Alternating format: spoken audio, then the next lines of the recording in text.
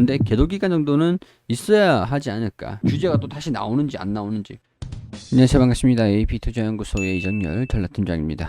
금일은 9월 15일, 현재 시각은 4시 23분을 지나고 있습니다. 카카오 코드번호 035720입니다. 카카오가 지금 최근에 반등을 좀 시도를 하는 모습들을 보였습니다. 좀 과도한 주가 하락이었나, 주가가 이제 반등을 시도할 것인가 라는 부분들이 귀추를 주목을 하면서, 대부분의 국내 투자자분들이라고 하신다면 카카오와 네이버의 주가 흐름들에 귀추를 곤두세우고 계시는 상황들이겠죠.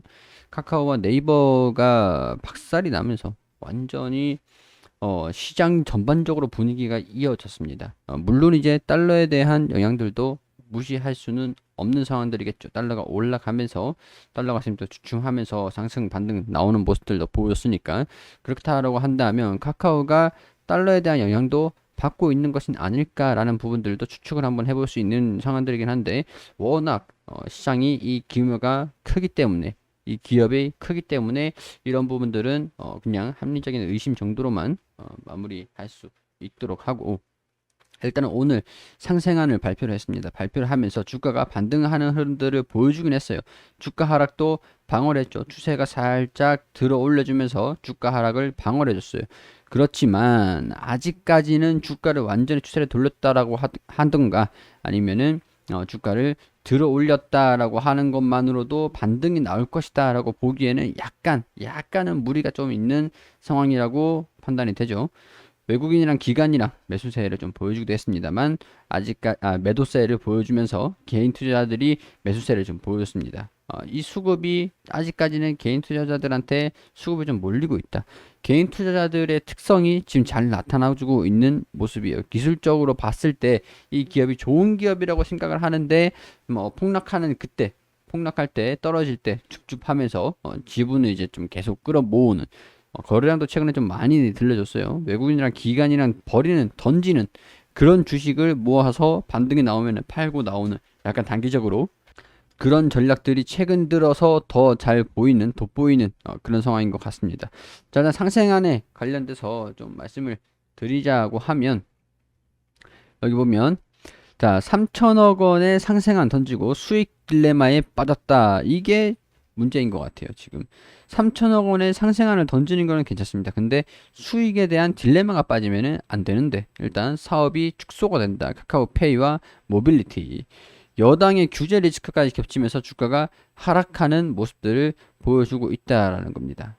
공동체 중에서 기업 공개 유망주로 꼽히는 카카오페이와 모빌리티, 특히 이 왼팔 오른팔이라고 할 수 있는 이 기업이, 적어도 왼다리 오른발이라고 할 수 있는 이 기업들이 유료 서비스를 축소하게 되면서 연내 첫 흑자 전환이 예상됐던 카카오 모빌리티 손익분기점이 더 미뤄졌다.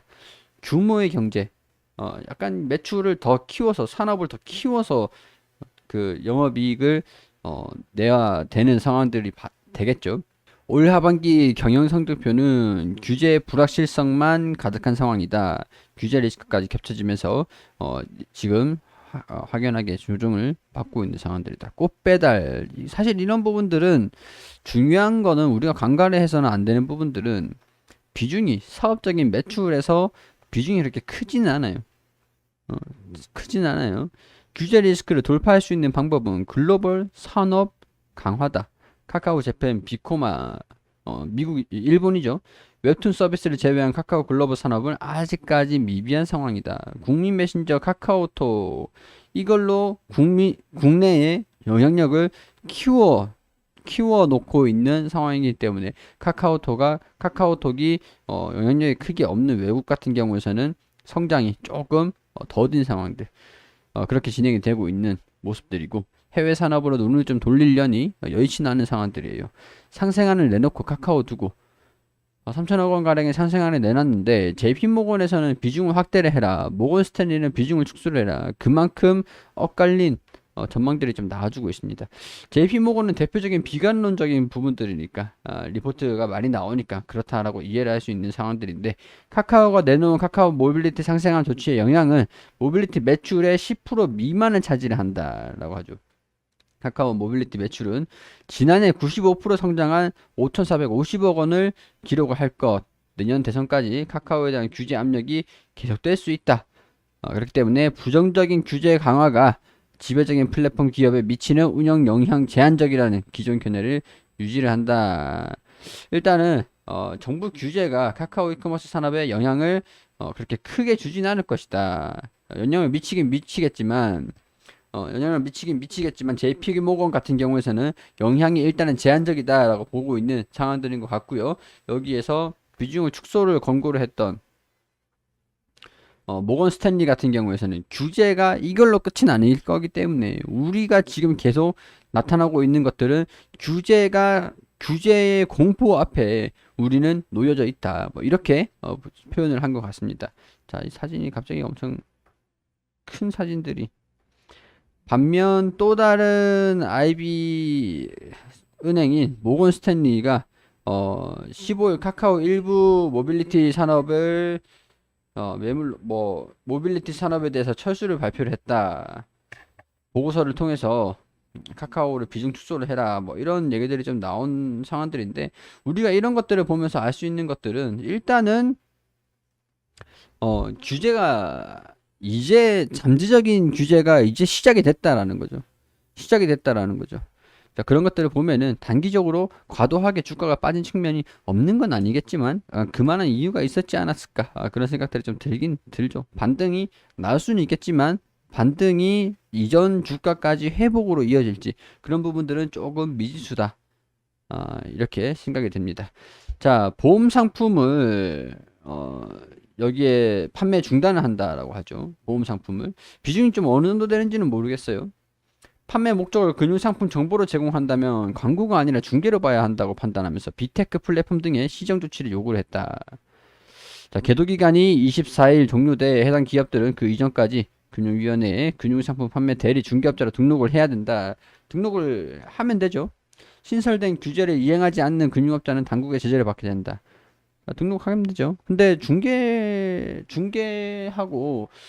좀 규제가 좀 있긴 한데 그 규제만 좀 지키면은 뭐 크게 영향은 없을 것 같다는 생각이 듭니다.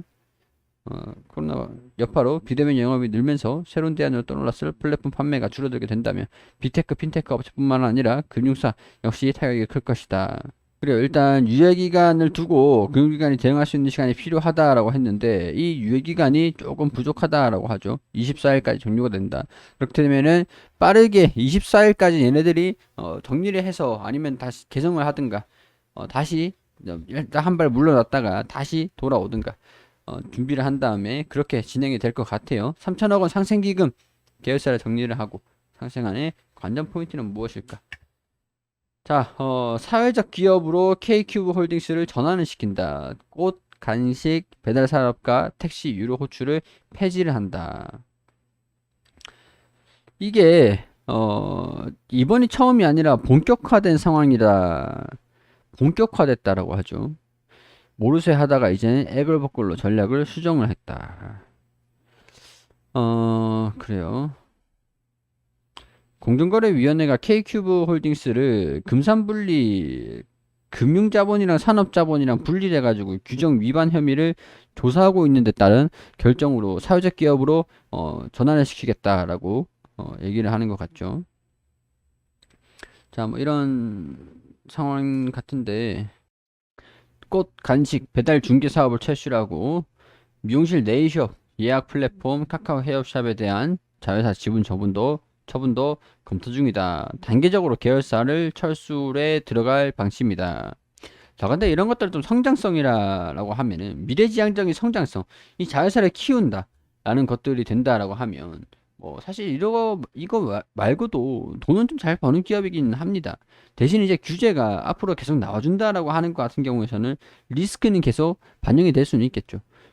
그런 쪽이 조금 불안한 상황들이긴 하겠지만 그래도 저런 부분들이 없다고 하더라도 돈을 못 버는 기업은 아니기 때문에 이렇게 주가가 하락하는 거는 조금 과도한 측면이 없지는 않나 그런 생각들이 좀 들긴 해요. 규제가 필요하긴 하겠지만 적절한 이 기업에서 물론 잘잘못을 따지는 건 아닙니다.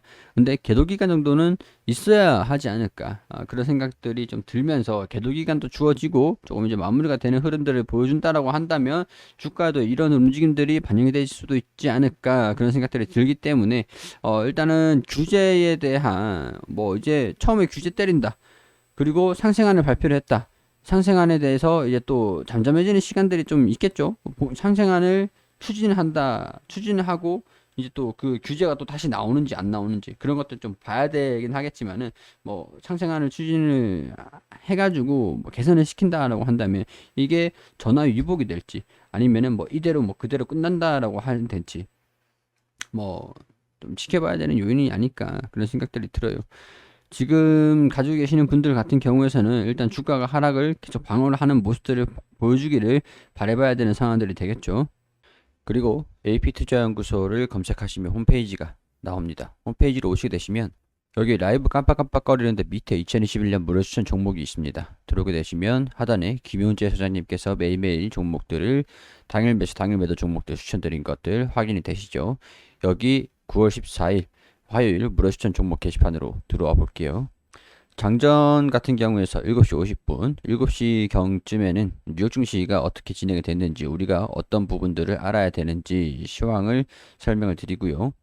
자, 그리고 9시가 돼서 브리지텍 현재가 5,150원, 1차 목표가 5,305원, 손절가 4,950원을 대응하시라고 말씀드리고 중앙 DNM 현재가 1,730원, 1차 목표가 1,780원, 손절가 1,640원으로 대응하시라고 추천드리고 JT 현재가 11,100원, 그리고 목표가 11,450원, 손절가 1,100원으로 대응하시라고 세 종목 추천드렸습니다. 추천한 이후에 브리지텍 1차 목표가 달성을 했다.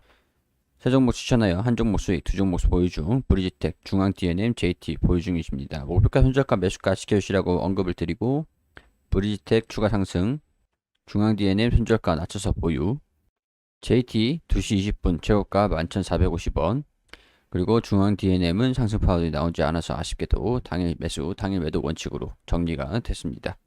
이렇게 추천을 드리고 드린 종목들은 이런 식으로 모든 종목들이 전부 다 수익이 날 수는 없지만 상대적으로 수익률이 괜찮아요. 그래서 당일 매수, 당일 매도 하시기에는 괜찮은 종목들로 추천드리고 있으니까요. 도움 필요하신 분들 오셔가지고 확인하시고요. 그리고 테마주 검색기가 있습니다. 여기 테마주 검색기 클릭하시면 어떤 테마들이 오늘 강세를 보여주는지 어떤 종목들이 올라가는지 이렇게 분석과 강도, 차트, 테마 순위까지 전부 다 모바일로 PC 버전으로 손쉽게 확인하실 수가 있으니까요. 안드로이드 버전, PC 버전, 뭐 아이폰 버전 전부 다 있으니까 다운받으셔가지고 사용하시면 됩니다. 무료로 드리고 있으니까요. 그냥 다운로드 받으셔가지고 사용만 하시면 됩니다. VIP 매매 리딩 도와드리고 있으니까요. 관심 있으신 분들은 1833-6014로 연락 주시면 상세하게 안내 드릴 수 있도록 하겠습니다.